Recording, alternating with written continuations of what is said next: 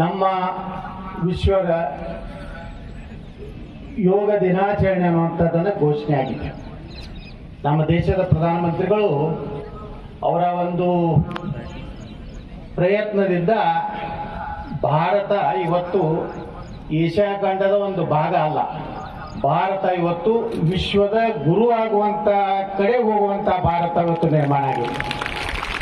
ನೋಡಿ, ಯಾವ ಯೋಗ ಅಂದರೆ ಒಂದು ಕಾಲಕ್ಕೆ ಅದೊಂದು ಧರ್ಮದ ಒಂದು ಪದ್ಧತಿ ಅನ್ನುವಂಥದ್ದನ್ನು ಹೇಳ್ತಾ ಇದ್ರು.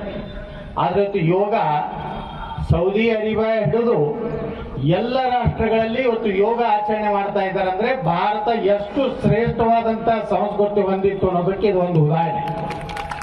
ಮೊನ್ನೆ ನಮ್ಮ ಪ್ರಧಾನಮಂತ್ರಿಗಳು ನಮ್ಮ ಹೊಸ ಒಂದು ನಳಂದಾ ಯೂನಿವರ್ಸಿಟಿಯನ್ನು ಉದ್ಘಾಟನೆ ಮಾಡಿದ್ರು. ನಳಂದಾ ಯೂನಿವರ್ಸಿಟಿಯಲ್ಲಿ ಹೇಳ್ತಾರೆ, 1850 ವರ್ಷದ ಹಿಂದೆ ಆ ಯೂನಿವರ್ಸಿಟಿಗೆ ಬೆಂಕಿ ಹಚ್ಚಿ ಅಲ್ಲಿರುವಂತಹ ಲಕ್ಷಾಂತರ ಪುಸ್ತಕಗಳನ್ನು ಸುಟ್ಟು ಲಕ್ಷಾಂತರ ಜನ ಜಗತ್ತಿನಿಂದ ಅಲ್ಲಿ ಆ ಯೂನಿವರ್ಸಿಟಿಗೆ ಚೀನಾ ಒಳಗೊಂಡು ಅನೇಕ ರಾಷ್ಟ್ರದ ವಿದ್ಯಾರ್ಥಿಗಳು ಕಲಿಯುವಂತಹ ನಳಂದಾ ಯೂನಿವರ್ಸಿಟಿ ಸಂಪೂರ್ಣ ನಾಶ ಆಗಿತ್ತು. ಆದರೆ ಇವತ್ತು ನಮ್ಮ ಪ್ರಧಾನಮಂತ್ರಿ ಶ್ರೀ ನರೇಂದ್ರ ಮೋದಿಯವರು 850 ವರ್ಷದ ಹಿಂದಿರುವಂಥ ನಳಂದಾ ವಿಶ್ವವಿದ್ಯಾಲಯನ ಎಲ್ಲ ನವೀಕರಣ ಮಾಡಿ ಇವತ್ತು ಮತ್ತೊಮ್ಮೆ ಭಾರತದ ಏನು ನಮ್ಮ ಐತಿಹಾಸಿಕ ಅದ್ಭುತವಾದಂಥ ಚಿಂತನೆ ಏನದಾವ ಇವತ್ತು ಕೊಡುವಂಥದ್ದನ್ನೇನು ಕೆಲಸ ಆಗಿದೆ. ಇನ್ನು ಮೇಲೆ ಭಾರತ ಹಿಂದೆ ನೋಡೋ ಪ್ರಶ್ನೆನೇ ಇಲ್ಲ. ಇವತ್ತು ನಮ್ಮ ಪ್ರಧಾನಮಂತ್ರಿ ಎಲ್ಲಿ ಇವತ್ತು ಯೋಗ ಮಾಡ್ತಾ ಇದ್ದಾರೆ ಅಂದರೆ ಶ್ರೀನಗರದಲ್ಲಿ. ಶ್ರೀನಗರ ಒಂದು ಕಾಲದಲ್ಲಿ ಭಯೋತ್ಪಾದಕರ ಒಂದು ದೊಡ್ಡ ತಾಣ ಇತ್ತು.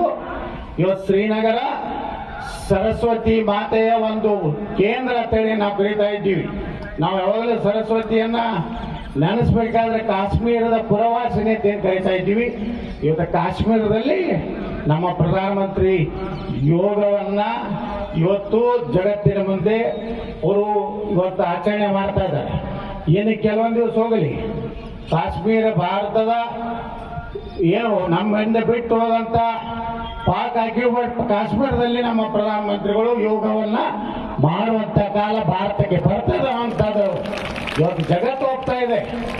ಅದಕ್ಕೆ ನಾನು ಎಲ್ಲರಿಗೂ ವಿನಂತಿ ಮಾಡ್ಕೊತೀನಿ, ನಮ್ದೇನು ಹಳೆಯ ಸಾವಿರಾರು ವರ್ಷಗಳಿಂದ ಅನೇಕ ಸಂಶೋಧನೆಗಳು ಈ ದೇಶದಲ್ಲಿ ಮಾಡಿದ್ದಾರೆ.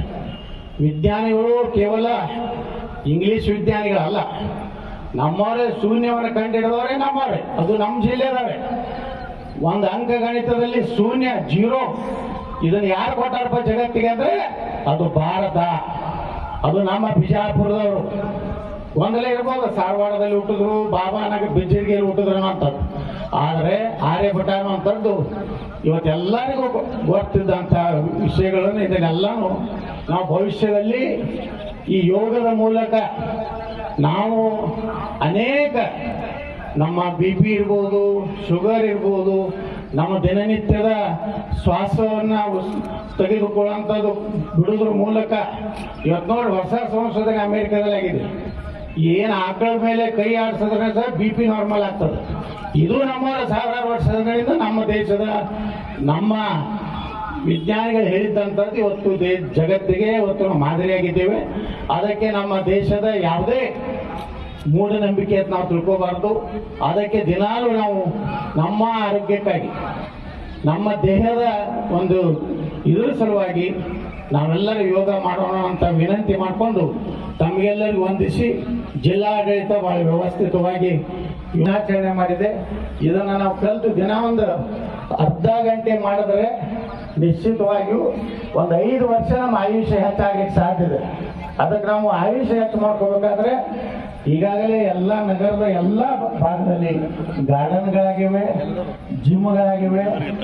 ವಾಕಿಂಗ್ ಮಾಡಲಿಕ್ಕೆ ಸಾಕಷ್ಟು ಸದುಪಯೋಗ ಮಾಡಿಕೊಂಡು ವಿಜಯಪುರದ ಜನ ಸತಾವಿಷ ಆಗಲಿ ಕೇಳ್ಕೊಂಡು ನನ್ನ ಮಾತು ಮುಗಿಸ್ರಿ. ಜೈ ಹಿಂದ್, ಜೈ ಕರ್ನಾಟಕ.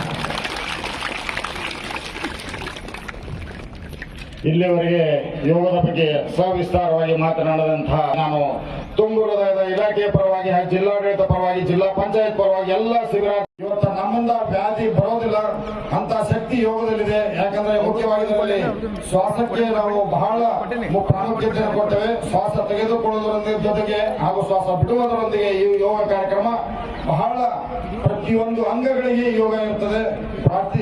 ಬಾಡಿ ಸ್ಟ್ರೆಚಿಂಗ್ ಮಾಡೋದ್ರಿಂದ ಮೂಲಕ ನಮ್ಮ ಆರೋಗ್ಯವನ್ನು ಸದೃಢವಾಗಿಟ್ಕೊಳ್ಬಹುದು. ರಕ್ತ ಪರಿಚಲನೆಯಲ್ಲಿ ಆಮ್ಲಜನಕವಾಗಿ ದೇಹದಲ್ಲಿ ಸರಾಗವಾಗಿ ಆಗ್ತದೆ. ಅಷ್ಟೊಂದು ಯೋಗ ಇವತ್ತು ಸೈಂಟಿಫಿಕ್ ಆಗಿ ಪ್ರೂವ್ ಆಗ್ತಾ ಇದೆ. ಯಾವುದೇ ಕಾರ್ಯಗಳಿದ್ರೂ ಕಡಿಮೆ ಆಗ್ತದೆ. ಅಂತ ಯೋಗನ ಪ್ರಾರಂಭಿಸೋಣ. ನಮನಗಳನ್ನ ಸಲ್ಲಿಸಿ ತಮ್ಮ ತಂದೆ ತಾಯಿಗಳು ದೇವರ ಸಮಾನ, ಅವರಿಗೂ ಕೂಡ ಮನಪೂರ್ವಕವಾಗಿ ನಮಸ್ಕರಿಸಿ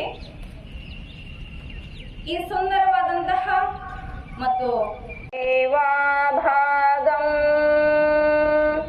ಯಥಾ ಪೂರ್ವೇ ಸಂಜಾನಾನ ಉಪಾಸತೆ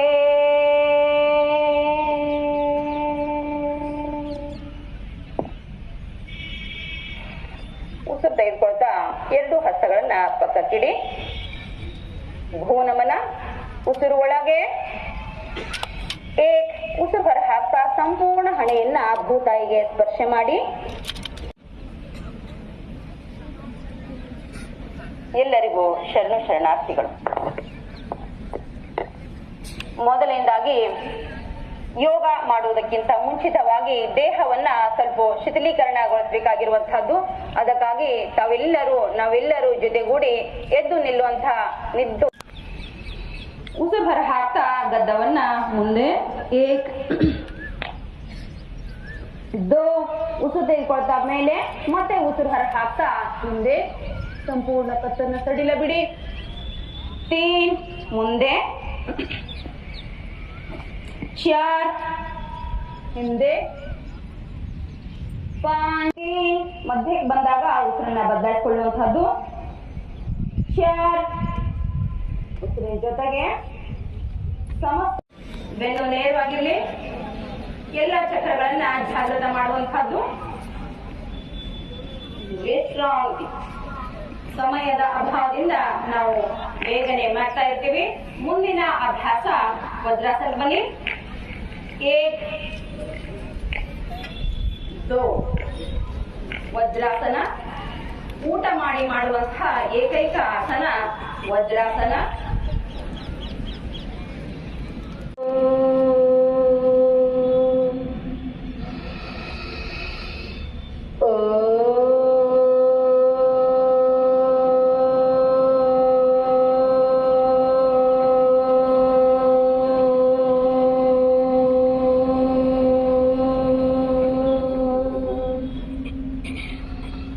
ವಿಶ್ರಾಂತಿ. ಓಂ ಎನ್ನುವಂಥದ್ದು ಆ ಭಗವಂತನ ಪ್ರಥಮ ನಾಮ, ದಿವ್ಯ ಶಕ್ತಿಯನ್ನ ಒಳಗೊಂಡಿರುವಂಥದ್ದು. ಅಂತಹ ದಿವ್ಯ ನಾಮವನ್ನ ಅನುಸಂಧಾನ ಮಾಡ್ತಾ ಅಂತರಾತ್ಮದಲ್ಲಿ ಅಂತರ್ಜ್ಞಾನಿಯಾಗಿ ಅಂತರ್ಮೌನಿಯಾಗಿ ಆ ಭಗವಂತನ ಒಂದು ತುಣುಕು ನಾನು ಕೂಡ. ಆ ಭಗವಂತನ ದಿವ್ಯ ಶಕ್ತಿ ನನ್ನಲ್ಲಿ ಸಂಚಾರವಾಗ್ತಾ ಇದೆ. ನಾನು ದಿವ್ಯ ಶಕ್ತಿಯನ್ನ ಪಡಿತಾ ಇದ್ದೀನಿ. ಇದರಿಂದ ಸಾಕಷ್ಟು ಜನ ಇದರ ಲಾಭ ತೆಗೆದುಕೊಂಡು ಅವರ ಆರೋಗ್ಯದಲ್ಲಿ, ಆಯುಷ್ಯದಲ್ಲಿ, ಅವರ ದಿನನಿತ್ಯದ ಚಟುವಟಿಕೆಯಲ್ಲಿ ಭಾಳಷ್ಟು ಅವರಿಗೆ ಅದರ ಅನುಭವ ಆಗಿದ್ದರಿಂದ ಇವತ್ತು ವಿಶ್ವಕ್ಕೇ ಭಾರತ ಕೊಟ್ಟಂಥ ದೊಡ್ಡ ಕೊಡುಗೆ ಅಂದರೆ ಯೋಗ. ಸರಿಗ ಬೆಲೆ ಏರಿಕೆ, ತೈಲ ಬೆಲೆ ಆಯಿತು, ಈಗ ಬಸ್ ದರ ಮತ್ತು ಮದ್ಯ ದರವನ್ನು ಏರಿಕೆ ಮಾಡ್ತಾರೆ. ಯಾಕೆ ನೋಡ್ರಿ, ಈ ಸರ್ಕಾರ ದಿವಾಳಿ ಆಗಿದೆ. ಇನ್ನೂ ಇದೇ ರೀತಿ ಹೋಗಿದ್ರೆ, ಯಾವುದೇ ಕರ ಹೆಚ್ಚು ಮಾಡಲಾರ್ದು ಹೋಗಿದ್ರೆ ಸರ್ಕಾರಿ ನೌಕರರ ಸಂಬಳ ಕೊಡಲಿಕ್ಕೂ ಸಹಿತ ಈ ಸರ್ಕಾರ ಬಂದು ದುಡ್ಡಿಸ್ತೀವಿ. ಇವತ್ತು ಅವರು ಲೋಕಸಭೆ ಮುಗಿದ ಮೇಲೆ ದಿಢೀರ್ನೆ ಗ್ಯಾರಂಟಿಗಳನ್ನು ರದ್ದು ಮಾಡಿಬಿಟ್ರೆ ಪೂರ್ತಿ ದುಷ್ಪರಿಣಾಮ ಆಗ್ತದೆ ಹೇಳಿ ಜನರ ಮೇಲೆ ಒಂದು ಕಡೆಯಿಂದ ತಗೋತಾರೆ, ಇನ್ನೊಂದು ಕಡೆಯಿಂದ ಕೊಡುವಂಥ ವ್ಯವಸ್ಥೆ. ಅದ್ರ ಜೊತೆಗೆ ವ್ಯಾಪಕ ಭ್ರಷ್ಟಾಚಾರ ಇವತ್ತು ಎಲ್ಲ ಮಂತ್ರಿಗಳು ಮಾಡ್ಲಕತ್ತಾರೆ. ನಿನ್ನೆ ಬೆಂಗಳೂರಿನಲ್ಲಿ ಸಾವಿರಾರು ಕೋಟಿ ರೂಪಾಯಿ ಆಸ್ತಿ ಬೇನಾಮಿಯಾಗಿ ಇಬ್ಬರು ಮಂತ್ರಿಗಳು ಇವತ್ತು ಆ ಆಸ್ತಿಯನ್ನು ಯಾರು ಕಂದಾಯ ಮಂತ್ರಿಗಳ ವಿಧಾನಸಭಾ ಕ್ಷೇತ್ರದಲ್ಲೇ ಸುಮಾರು 13 ಎಕರೆ ಮತ್ತು 7 ಎಕರೆ ಖರಾಬ ತಳೆಯನ್ನು ಸುಮಾರು 20 ಎಕರೆ ಜಮೀನನ್ನು ಇಬ್ಬರು ಮಂತ್ರಿಗಳ ನೇತೃತ್ವದಲ್ಲಿ ಇವತ್ತು ಎಲ್ಲ ಅಕ್ರಮ ಕಾನೂನು ಇದನ್ನು ಮಾಡಿ ಇವತ್ತು ಕಾಗದ ಪತ್ರಗಳನ್ನು ರೆಡಿ ಮಾಡಿ ಇವತ್ತು ಏನದ ಅದನ್ನು ಜಮೀನನ್ನು ಕಬಳಿಸಿದ್ದಾರೆ. ಜಿಲ್ಲಾಧಿಕಾರಿಗಳು ಎಲ್ಲರೂ ಅದನ್ನು ತನಿಖೆ ಆಗಬೇಕು, ಅವ್ರನ್ನ ಮೇಲೆ ಇದು ಆಗಬೇಕಂದ್ರೂ ಇನ್ನೂವರೆಗೆ ಸರ್ಕಾರ ಯಾವುದೇ ರೀತಿ ಕ್ರಮ ತಗೋತಾ ಇಲ್ಲ. ಭ್ರಷ್ಟಾಚಾರ ಇನ್ನೂ ಸಕ್ಕರೆ ಏನು ಮಂತ್ರಿ ಅದಾರಲ್ಲ ಅವರು ಒಂದು ದೊಡ್ಡ ಭ್ರಷ್ಟಾಚಾರ ಇದರಲ್ಲಿ ಹೊರಗೆ ಬರ್ತದೆ. ಅಂದರೆ ಇವರು ಎಲ್ಲ ಮಂತ್ರಿಗಳು ಡ್ಯೂಟಿ ಮಾಡ್ಲಿಕ್ಕೆ ನಿಂತಿದ್ದಾರೆ. ಗ್ಯಾರಂಟಿ ಕೊಟ್ಟಿದ್ದರಿಂದ ಅವರಿಗೆ ಡೆವಲಪ್ಮೆಂಟ್ ಅಂತೂ ಏನೂ ಇಲ್ಲ, ನೀರಾವರಿ ಯೋಜನೆಗಳಿಗೆ ಹಣ ಇಲ್ಲ, ಯಾವುದೇ ರಸ್ತೆ ಕಾಮಗಾರಿಗೆ ಹಣ ಇಲ್ಲ, ಉಳಿದ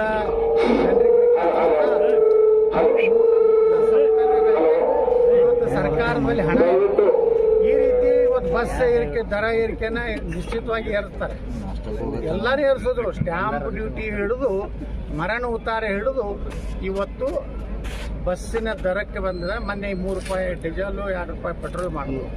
ಇನ್ನು ಬಸ್ ದರ ಏರಿಕೆ ಮಾಡ್ತಾರೆ. ಎಲ್ಲೆಲ್ಲಿ ಮಧ್ಯಾಂತರ ಮಾಡಲಿ, ಮದ್ಯದ ಬಗ್ಗೆ ಏನು ಹೆಚ್ಚು ಮಾಡಿದ್ರು ಏನು ತೊಂದರೆ ಇಲ್ಲ ನಮಗೇನು. ಆದರೆ ಭಾಳಷ್ಟು ಮದ್ಯದ ಒಂದು ಬೆಲೆ ಏರಿಸೋದ್ರಿಂದ ಮತ್ತು ನಕಲಿ ಮದ್ಯಗಳು ಪ್ರಾರಂಭ ಆಗಿ ಮತ್ತೆ ಕಾರ್ಮಿಕ ವರ್ಗದವರು, ಬಡವರು ಅತಿ ಏನು ಕೆಳಮಟ್ಟದ ಮದ್ಯ ಕುಡಿದ್ರಿಂದ ಅವ್ರ ಜೀವನನೂ ಇದು ಆಗ್ತದೆ. ಇದನ್ನೆಲ್ಲ ಗಮನದಲ್ಲಿಟ್ಕೊಂಡು ಸಿದ್ದರಾಮಯ್ಯನವರು ಮುಖ್ಯಮಂತ್ರಿಗಳು ಇದನ್ನೆಲ್ಲ ಗಮನದಲ್ಲಿಟ್ಕೊಂಡು ಇವತ್ತೇನು ತಮ್ಗೆ ಆಗದೇ ಇದ್ದರೆ ಹೇಳಿಬಿಡ್ಲಿ, ಅವರು ನನಗೆ ಗ್ಯಾರಂಟಿ ಕೊಡೋದು ಆಗೋದಿಲ್ಲ, ಗ್ಯಾರಂಟಿ ಮುಂದುವರಿಸ್ಬೇಕಾದ್ರೆ ನಾನು ಹಿಂಗೆ ಟ್ಯಾಕ್ಸ್ ಹಾಕೋತಗೋ ಅಂತ ಹೇಳಿಬಿಡ್ಲಿ. ರಾಜ್ಯದ ಜನ ಏನು ತೀರ್ಮಾನ ಮಾಡ್ತಾರೆ.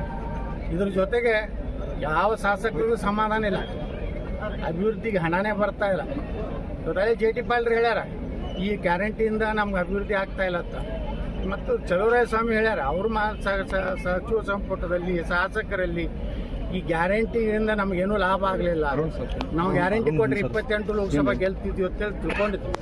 ಆದರೆ ರಾಜ್ಯದ ಜನ ಭಾಳ ಬುದ್ಧಿವಂತರು, ವಿದ್ಯಾವಂತರು, ಸುಶಿಕ್ಷಿತರಾದ ಅಂತೇಳಿ ದೇಶಕ್ಕೆ ಯಾರು ಬೇಕೋ ಅವ್ರಿಗೆ ಓಟ್ ಹಾಕ್ತಾರೆ, ರಾಜ್ಯಕ್ಕೆ ಯಾರು ಬೇಕೋ ಅವ್ರಿಗೆ ಓಟ್ ಹಾಕುವಂಥ ಸಾಮರ್ಥ್ಯ ಇಡೀ ದೇಶದಲ್ಲಿ ಯಾವುದಿದೆ ಕರ್ನಾಟಕ. ಅದನ್ನು ಈ ಗ್ಯಾರಂಟಿಗೆ ಆಶಾಮಿಷಗೊಳಗಾಗದೆ ನಮ್ಮ ರಾಜ್ಯದ ಜನ ಈ ಚುನಾವಣೆ, ಲೋಕಸಭೆ ಚುನಾವಣೆ ಇನ್ನೂ ನಮ್ಮ ತಪ್ಪಿನಿಂದಾಗಿದೆ. ನಮ್ಮ ಪಾರ್ಟಿಯವರು ಒಳ ಒಪ್ಪಂದದಿಂದ ಕೆಲವೊಂದು ಸೀಟ್ ಕಳ್ಕೊಂಡಿದ್ದೀವಿ ಹೊರತು ಭಾರತೀಯ ಜನತಾ ಪಾರ್ಟಿ ನರೇಂದ್ರ ಮೋದಿಯವರು ವಿಶ್ವಾಸದ ಕಡಿಮೆ ಆಗಿಲ್ಲ ಕರ್ನಾಟಕ. ಸರ್, ಈಗ ಚನ್ನಪಟ್ಟಣದ ಉಪಚುನಾವಣೆ ಸಂಬಂಧವಾಗಿ ಬೆಂಗಳೂರು ಮತ್ತು ಸುತ್ತಲೂ ಕೂಡ DK ಶಿವಕುಮಾರ್ ಮೇಲೆ ನಿಲ್ಲುತ್ತೆ ಹೇಳೋ ಪ್ರಯತ್ನ ಮಾಡ್ತಾರೆ. ನೋಡ್ರಿ, ಪ್ರಜಾತಂತ್ರದಲ್ಲಿ ಯಾರು ಬೇಕಾದರೂ ನಿಲ್ಬೋದು. ಆದ್ರೆ ಒಂದಂತರೂ ಈ ದೇಶದಲ್ಲಿ ಒಂದು ಕಾನೂನು ತರಬೇಕು. ತಿದ್ದುಪಡಿ ಏನಂದರೆ ಕಾನೂನಿನಲ್ಲಿ ಅದೇನೆಂದರೆ ಒಮ್ಮೆ MLA ನಾ ಈಗ ಇದ್ದೇನೆ, ಬಿಜಾಪುರ MLA ಇದ್ದೇನೆ, ನಾಳೆ ಯಾವುದೋ ಒಂದು ಕರ್ನಾಟಕ ವಿಧಾನಸಭೆ ಯಾವುದೋ ಒಂದು ಉಪಚುನಾವಣೆ ನಡೀತಾ ಅಲ್ಲಿ ಹೋಗಿ ನಿಂದಿರ್ತೇನೆ ಅನ್ನೋಂಥದ್ದು ಇದು ಒಳ್ಳೆಯದಲ್ಲ. ಇದು ಕಾನೂನು ತಂದು ಒಂದು MLA ಅಥವಾ ಒಂದು MP ಅಲ್ಲಿ ಹಾಲಿ ಇದ್ದಾಗ ಮತ್ತೊಂದು ವಿಧಾನಸಭೆ ಅಥವಾ ಲೋಕಸಭೆಗೆ ಸ್ಪರ್ಧೆ ಮಾಡುವಂಥ ಅವಕಾಶವನ್ನು ಚುನಾವಣಾ ಆಯೋಗ ತಿದ್ದುಪಡಿ ಮಾಡಿ ಕೊಡಬಾರ್ದು. ಯಾಕಂದ್ರೆ ಈಗ ನಾನು ಬಿಜಾಪುರ MLA ಇದ್ದೀನಿ, ನಾಳೆ ಮೊನ್ನೆ ಹಂಗೆ ಆಯಿತು, ಬೆಳಗಾವಿಗೆ ನಿಲ್ಲಂದರು, ಬಾಗಲಕೋಟೆಗೆ ನಿಲ್ಲಂದರು, ಅವು ಮತ್ತೆ ಬಿಜಾಪುರ ಖಾಲಿ ಆಗ್ತಿತ್ತು. ಕಂಟಿನ್ಯೂ ಚುನಾವಣೆ ಆಗಬಾರ್ದು ರಾಜ್ಯದಲ್ಲಿ. ಯಾಕಂದ್ರೆ ಏನಾಗ್ತದೆ, ಒಂದು ಚುನಾವಣೆ ಅಂದರೆ ಕನಿಷ್ಠ 2 ತಿಂಗಳು ಚುನಾವಣೆ ನೀತಿ ಸಂಹಿತೆ ಬರೋದ್ರಿಂದ ನಮ್ಮ ಯಾವ ಅಭಿವೃದ್ಧಿ ಕೆಲಸ ಆಗೋದು. ಅದಕ್ಕೆ ನಾವು ಚುನಾವಣಾ ಆಯೋಗಕ್ಕೆ ವಿನಂತಿ ಮಾಡ್ಕೋದೇನೆಂದರೆ ಯಾರು ಸಿಟ್ಟಿಂಗ್ MLA, ಸಿಟ್ಟಿಂಗ್ MP ಏನದಾರ ವಿಧಾನಸಭೆಗಾಗಲಿ ಲೋಕಸಭೆಗೆ ನಿಲ್ಲಕ್ಕೆ ಅವಕಾಶವನ್ನು ಕೊಡಬಾರ್ದು. ಈಗ ಯಡಿಯೂರಪ್ಪ ಫ್ಯಾಮಿಲಿ ಜೊತೆ ಯತ್ನಾಳ್ ಅವರು ಮಾಡೋಕ್ಕೆ ಭಾಳ ಪ್ರಯತ್ನಗಳು ನಡೀತಾ ಇದ್ದಾವೆ. ನೋಡ್ರಿ, ನಾನು ಒಬ್ಬ ಕಾಂಪಿಟೇಟರ್ ಅದ ಏನಂತೇಳಿ ಅವರು ನನ್ನ ಜೋಡ ಷರತ್ತು ಹಾಕ್ತಾರೆ. ನನಗೆ ಹೇಳಿದ್ರು ರಾಷ್ಟ್ರೀಯ ಪ್ರಧಾನ ಕಾರ್ಯದರ್ಶಿ ಮಾಡ್ತೇವೆ. ನಾವು ವಿಜೇಂದ್ರ ಹೇಳ್ದ, ನೀನೇ ರಾಷ್ಟ್ರೀಯ ಪ್ರಧಾನ ಕಾರ್ಯದರ್ಶಿಗೂ ನಾ ರಾಜ್ಯಾಧ್ಯಕ್ಷ.